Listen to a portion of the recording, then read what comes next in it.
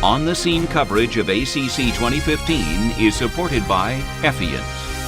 I'm Peter Block here in San Diego at ACC 2015 for On the Scene. To my left is Dan Mark from Duke.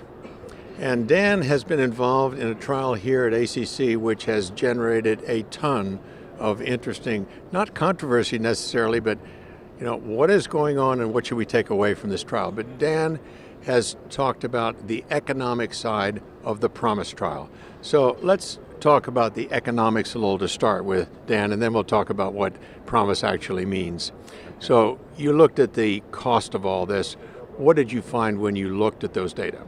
Well, the cost of the actual testing strategy itself was somewhat predictable. I think the CT angiogram cost about $400, including everything.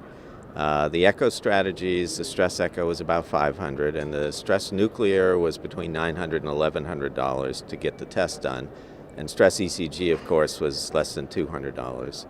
Once you looked at the downstream effects of testing and included the things that happened because the test was done, one functional or anatomic, the positions of those test strategies changed. So what we saw was that there was more invasive testing in the CT angiogram arm and more revascularization, although there was also somewhat less follow-up non-invasive testing. And the net effect was to have about a $300 higher cost at 90 days in the CT angiogram arm than in the stress nuclear arm, which was not statistically significant.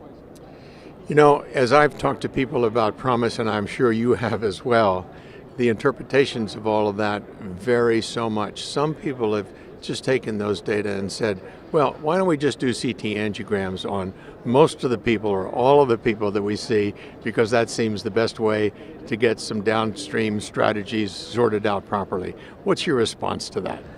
It's interesting. I've been in meetings where people say, why do we do any testing at all?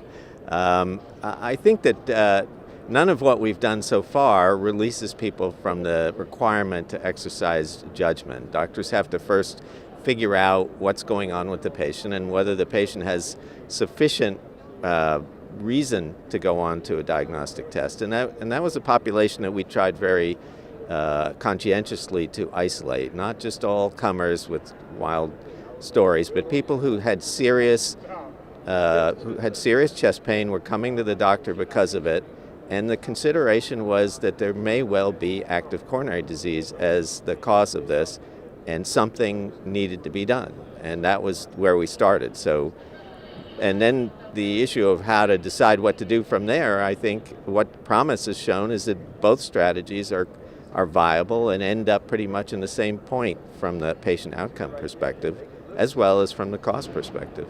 Well, the flip side would be, well, why not do nothing at all? But I think your point about clinical judgment rules is an important one and still gives us the opportunity to make choices. So the other side of this, though, Dan, is that it does put CT angiograms in a little better position than we usually have thought of it in the past. Is that probably an appropriate statement to make?